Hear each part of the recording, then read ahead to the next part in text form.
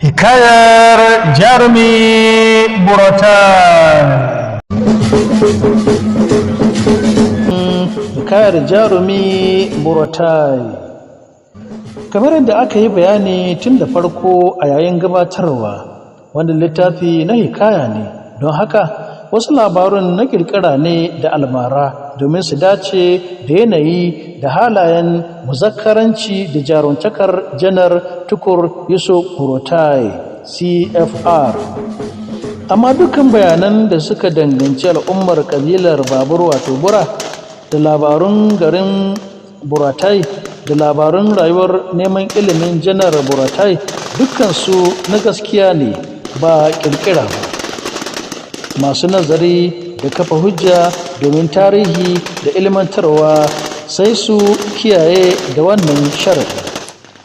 Kamfanin da ya aikin wallafa da ɗaɗɗin littafin Hikayar Jarumi Buratai, kamfanin Northern Communication and Media Services Limited, mai lambar rijista ta RC 994589, ofis mai lamba 88, Emir Yahaya Road, Sokoto ne ya aikin wallafa wannan littafi bisa kulawar haziƙin ɗan jarida kuma marubuci Malam Kabir Muhammad Asada. A yayin da kuma kamfaninsa na Unique Colors Printers, lamba NM4, Lokoja Road off Lagos Street, Kaduna, ya yi aikin buga shi. Godiya. Ina matuƙar godiya ga Dr. Bukar Usman OON, wanda ya taimaka mani da bayanan tarihin biyu da Buratai da kuma al'ummar ƙabilar Babur Bura. Ina godiya bisa gagarumar gudunmawar Brigadier Janar SK Usman mai ritaya. Haka ma ya zama wajibi a nan in ambaci Kanar Sagir Musa, daraktan hulɗa da jama'a DAPR na rundunar sojan Najeriya, saboda shawarorinsa na ƙarfafa gwiwa. Haka kuma ina miƙa godiya ga sashin kula da al'umuran farin kaya na sojan Najeriya DCMA, shi ma Manjo Janar US Muhammad CCMA da jami'ansa sun cancanci godiya a nan.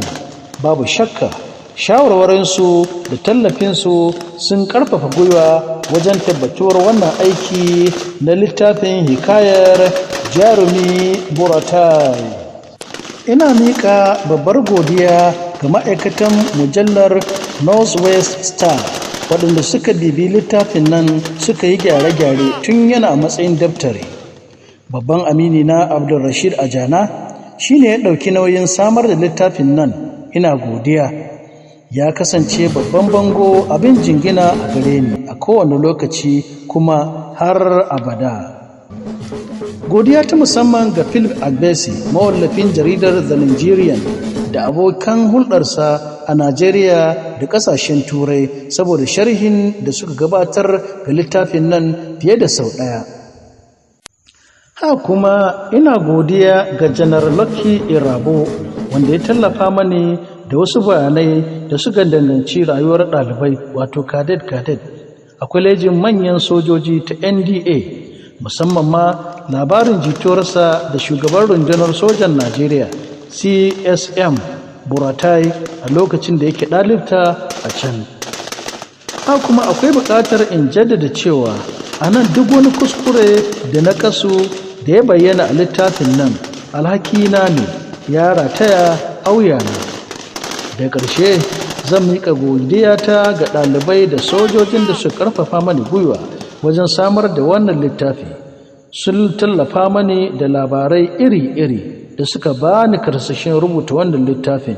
Ina godiya ga kowa, alsaka da alkhairi. Sadaukarwa. Na sadaukar da littafin nan ga mai girma wato His Excellency Muhammad Kyari Dikwa MNI, mai ƙaunar jama'a da gaskiya kuma kyakkyawan jakadan Borno. Tsakure. Wani masani kuma mai falsafa mai suna Twisi Didis ya yi tsokaci game da rayuwa inda yake cewa, shin yaushe ne za a samu adalci a Athens?